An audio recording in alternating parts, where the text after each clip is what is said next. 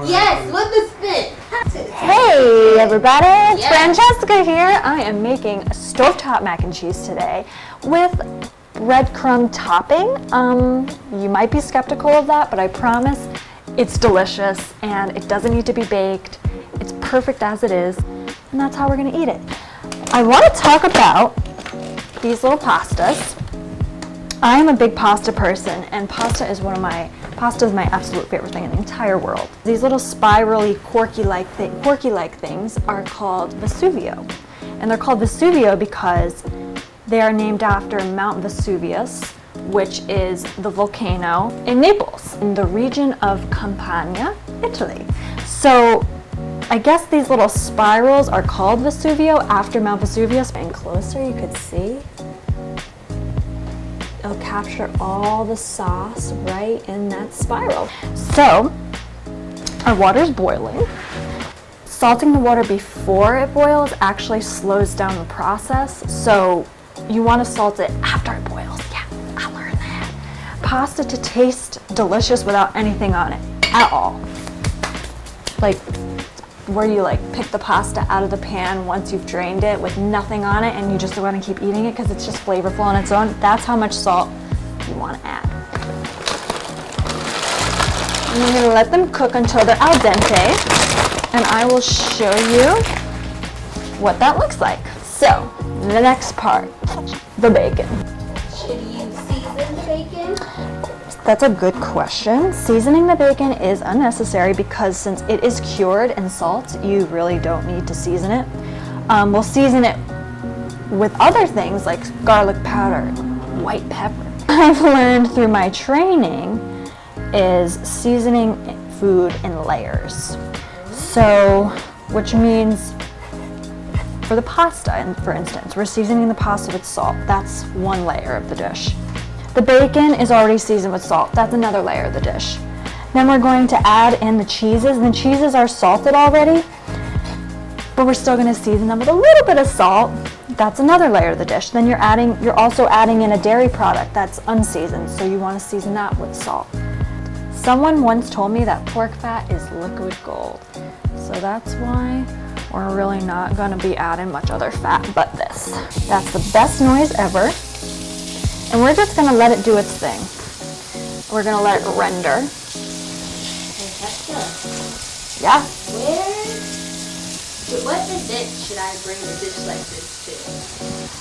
So I kind of think stovetop mac and cheese. Stovetop mac and cheese is something that you want to make for like a cozy night in, whether you're by yourself, having a date night, or you're with your girlfriends. It's very impressive, it's delicious, it's comforting. Get in that pan and see all of that. The bacon's talking to you. It's talking to you. This is not done yet, but I want to show you what it looks like while it's cooking. To cut into it, that rawness to it, that white part, that means it's still raw, but even when it's al dente, it's still going to have that white line kind of running through it. You don't want it to be totally cooked, like I said. So I'm going to take my garlic powder. Granulated garlic powder is one of my favorite things to use, thanks to Chef Gernard. I use it constantly. I am going to sprinkle it right on top of the fat, and it's going to kind of just toast. You want it to toast in that nice, yummy fat so that the flavor comes through. Since we're not using fresh garlic here, you want that flavor to come through, and putting it in hot fat will wake it up. And then I'm going to do the same with white pepper instead of black pepper. I don't cook with black pepper a lot. I don't think it's necessary. You could just cook with salt and be happy. I'm using half and half because one, it was cheaper, and two, I like having a mix of heavy cream and whole milk. So I'm going to add my cheeses. Pepper jack. This was Kenny's request. Asked for Gouda, smoked Gouda. Right, Kenny? Right. Right. Sounds like Kenny is a cheese connoisseur. 2 cups each about. Mild cheddar. I'm not a big cheddar gal, but I still Had to add it because Sheila requested it. I feel like mild cheddar is like a classic cheese to add in. Mozzarella. Yeah, it is. It's that classic cheese, like you said. You kind of have to. You kind of have to have it. There. Woo! All right, ready for this? Woo! All right, I'm handing this off to you to put in the sink.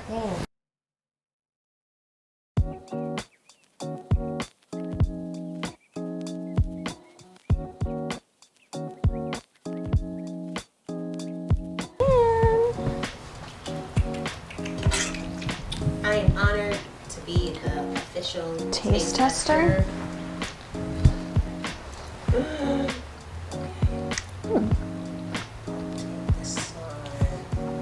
That's good. Weird, but that's whatever. Okay, that's delicious. That's really good. You know what? I might even just. Tastes like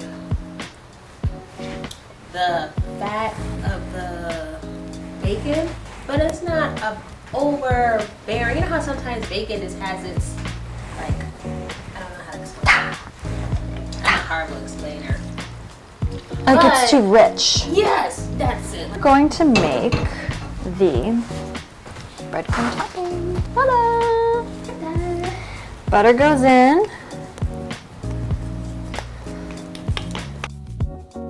This is not fresh breadcrumb. This was $1.99 at the store.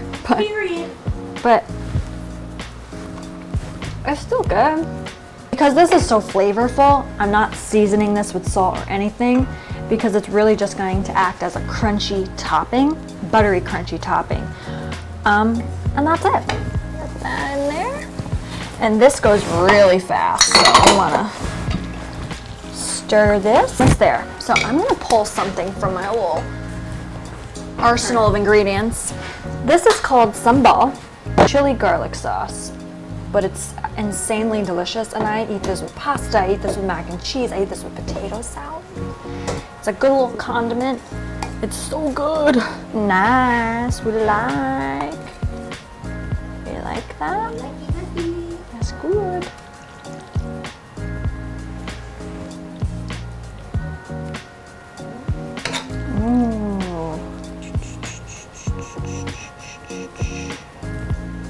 That's it.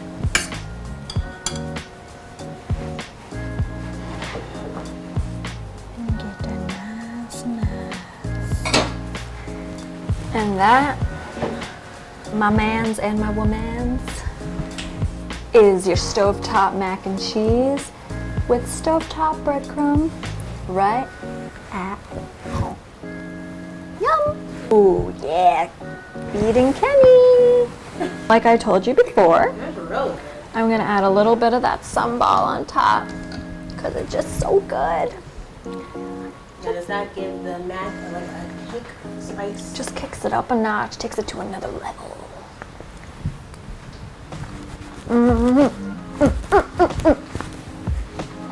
That's really good. I'm gonna take this in the other room and I'm gonna finish it by myself. Have fun!